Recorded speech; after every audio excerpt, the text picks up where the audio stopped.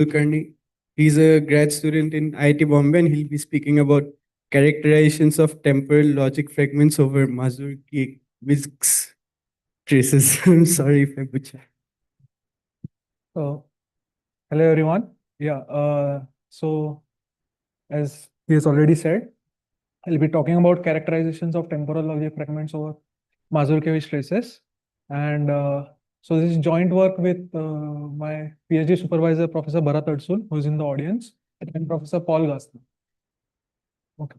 So classically, the connection between this algebra, logic, and automata is well known. So the classical well-known examples are this MSO logic is connected to finite recognition through finite monoids, and here these languages are recognized by finite automata.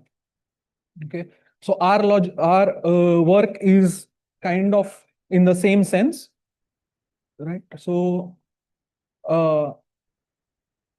this is how our work is. The underlying model is different. It's not over words, it's over Mazurkiewicz traces, which is a model of concurrency.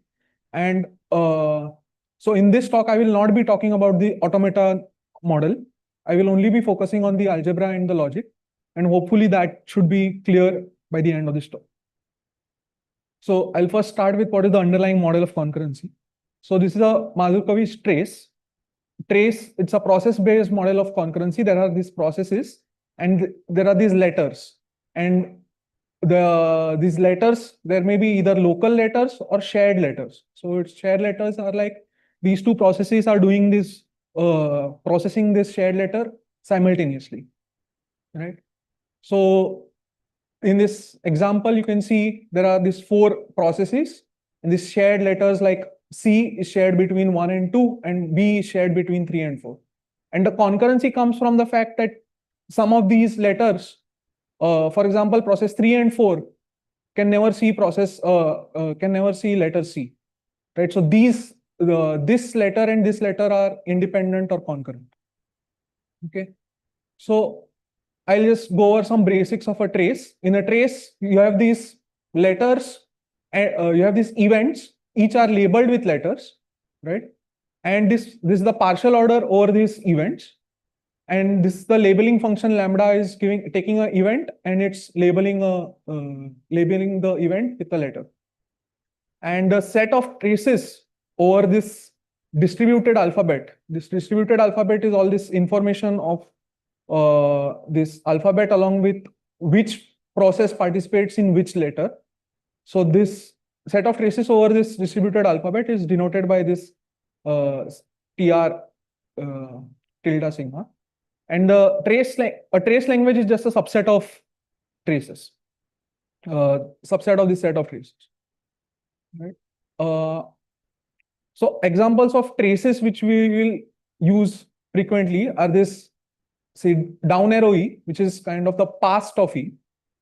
Past of E here includes the event itself. For example, the past of event E4 is all of these three events. So this is the event, and which are the events which are coming before it. So a process participates in an event if there is a dot on the past of D is all of the past of D. Past of D is your C, A1 and A1 and also B. So D past of C should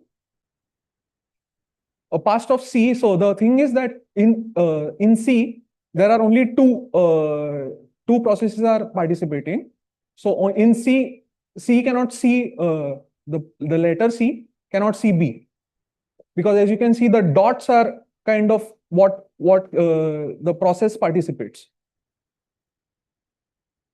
Yes, D can see A1 through C. Exactly. Right, and strict past is basically meaning that the event at which you are evaluating it, that is not considered. It's so strict past of E4 is E1 and E2. Right. So now I'll talk about the logic the logic, first we have these event formulas which are evaluated only at events. So you can either test at an event whether the letter is, what is the letter. So it's here A1 is true. Here if you test C, it will be false, right? And then Boolean combinations of these. Or you have this YP operator. YP stands for yesterday past or strict past. It's a strict past operator.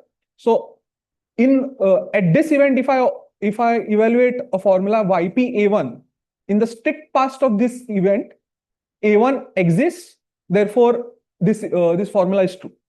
So in the strict past of this event, A1 exists. Whereas if I look at this event, now in this event, look at, so thing to note is only process 4 and process 1 are participating, right?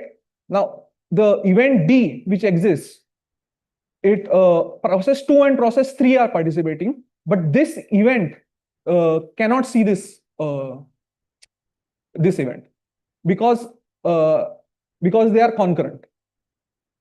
D does not lie in the past of E, and that's why this strict past of D, the formula is false at this event.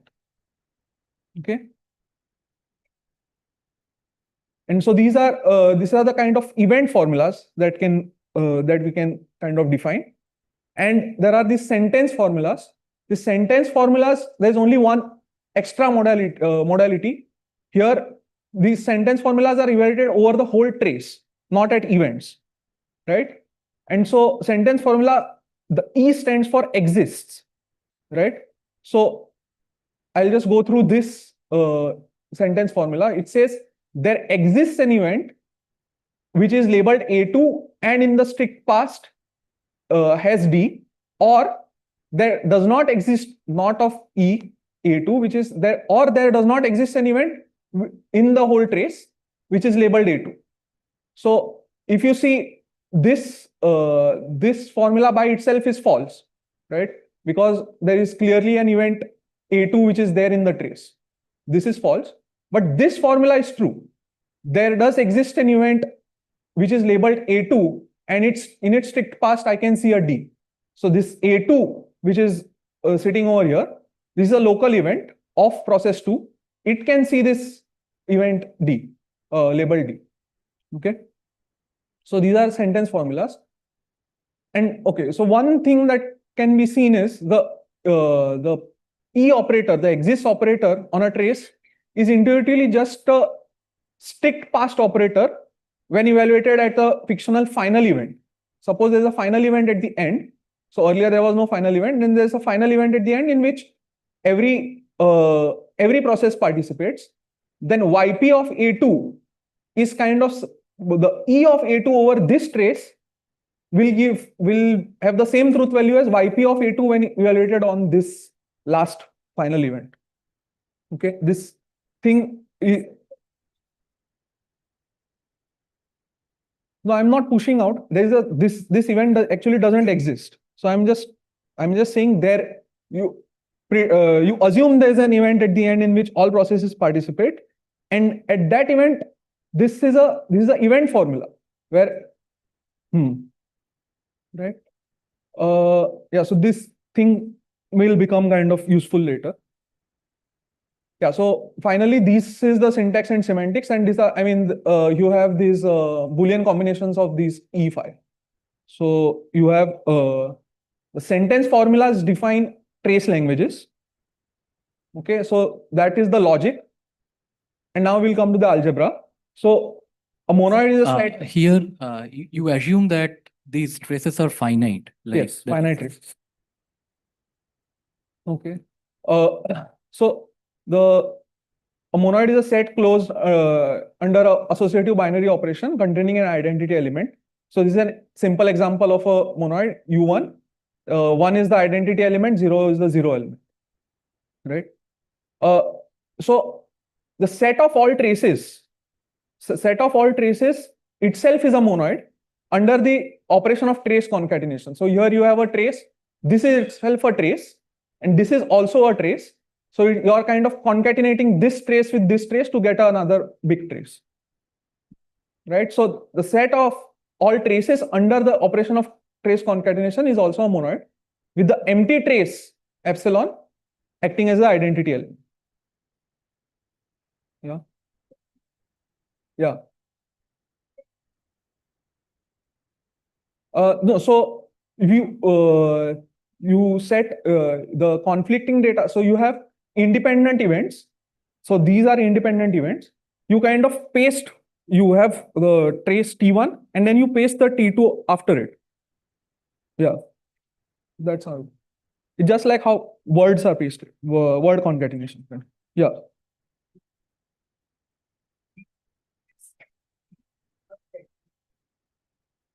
Any process. No, so a trace is not just a like square box. So a trace is, sorry. Yeah. So all of these are events, right?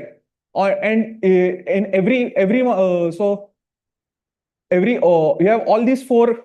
So in this trace, only process 1 and 2 are doing any work. Process 3 and 4 are not doing anything. That is the trace. And whereas in this trace, process 1, 2, 3, 4 are doing work. So overall, the trace is over process 1, 2, 3, 4.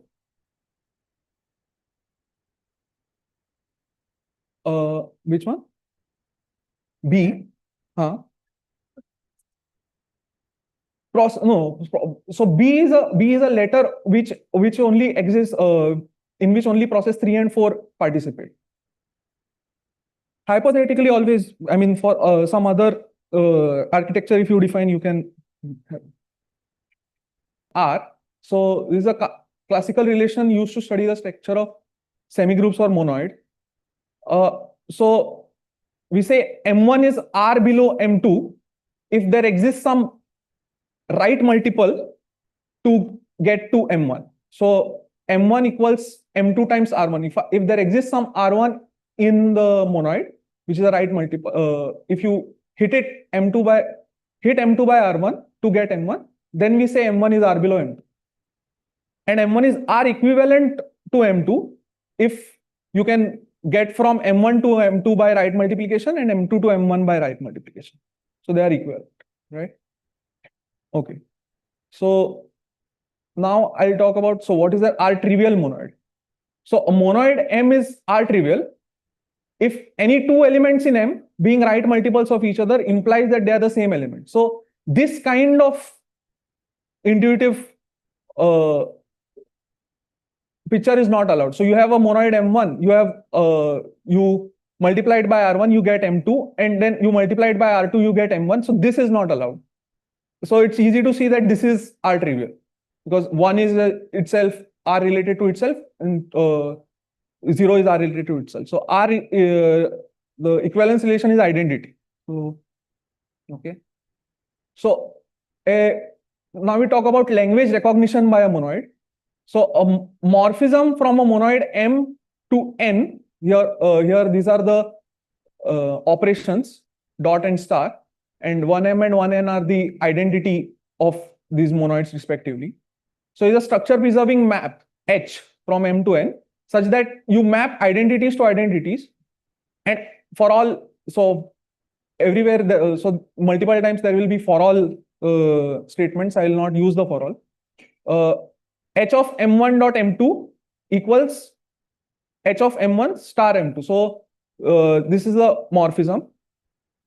A trace language is said to be recognized by a finite monoid if there exists a morphism and some subset of this monoid such that the inverse of this subset gets you to L, right? And a language is R-trivial if it is recognized by some R-trivial finite monoid. So now I'll come to the main theorem that we'll be looking at. How much time do I have?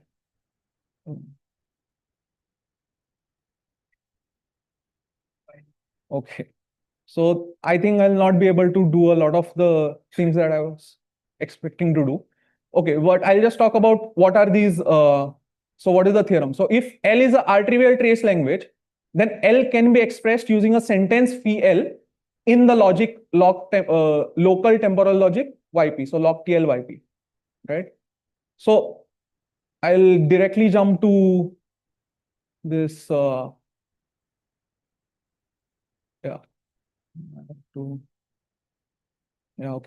So I'll directly jump to a strategy.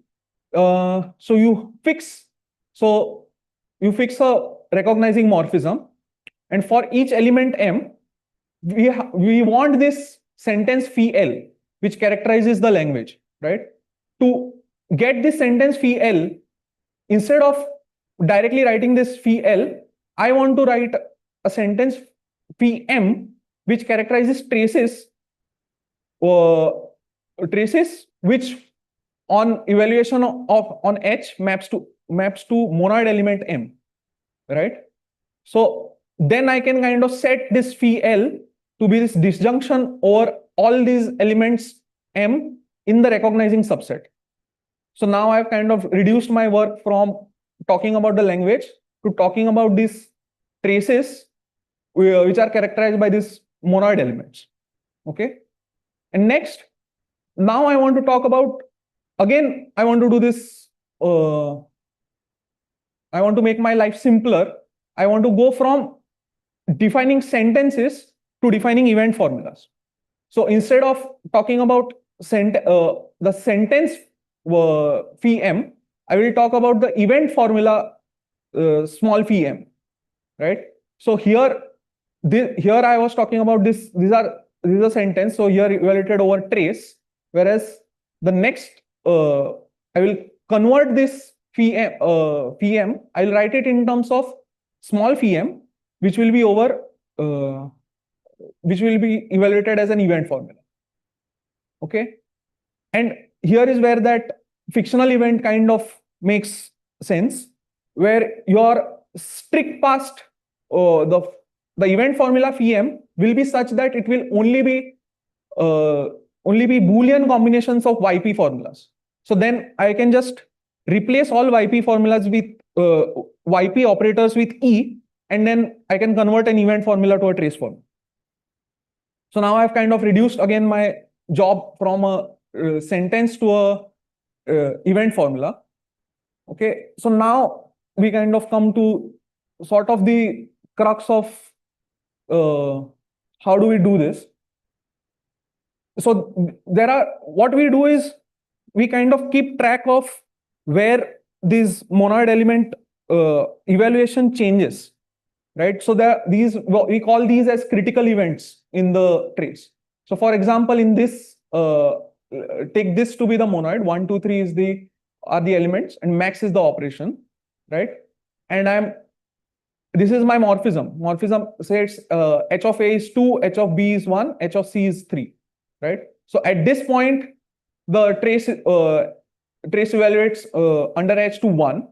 Once I have this event A, right, it evaluates to 2 at this point. After this, once I have this event B, it remains at 2 because h of B is 1. So 2 times 1, max of 2 and 1 is still 2.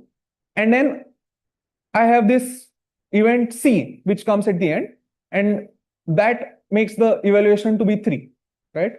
So in these two events, the evaluation is actually changing from 1 to 2 and 2 to 3. But this event, there is no change in the evaluation of the morphism, and so we call that as a non-critical event. And so these two are critical events. Okay, so now we talk about this type of a trace. A type of a trace. So given a trace is a although the trace is finite, it is unbounded. The size of the trace is unbounded, and therefore the set of all traces is infinite, right? So we want to kind of combat that. So we talk about this type of a trace where we restrict the partial ordering only to critical events. Okay, and this critical event set is called XT, and we restrict the partial ordering here, and labeling we keep the same. Everything we just restrict it to the critical events. And through this type of a trace, we actually define the formula that we wanted, which is phi m. Okay.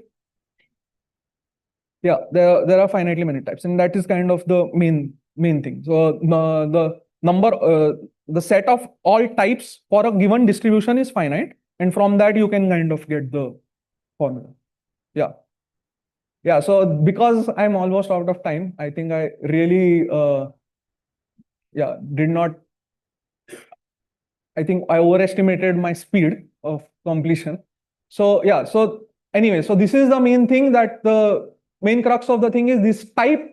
Because of the fact that the set of all types is finite, you can kind of define this,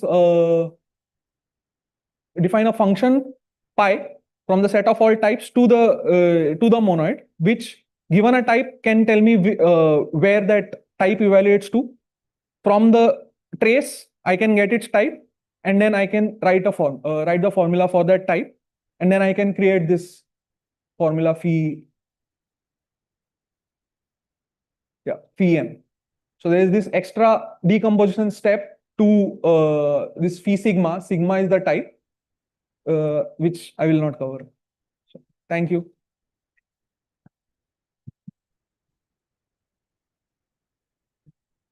Yeah, so I have a quick question. So in the theorem, you were showing that the direction from the language to the logic, right? Yeah. Like that are trivial to that logic. The other direction possibly doesn't hold, right? Or can you have a characterization in terms of the? Yeah, so actually the way our thing is, so I think the arrows are not, so the arrows actually are for this algebra logic automata connection. But the way we actually prove the theorems are that we go from the algebra to the logic, from the logic to the automata, and then automata to algebra. Okay. So, So it's an there's equivalence that. so we don't really prove the logic to algebra thing, but yeah, I mean, they are all equivalent in that sense. So 1, 2, 3, 1. Yeah.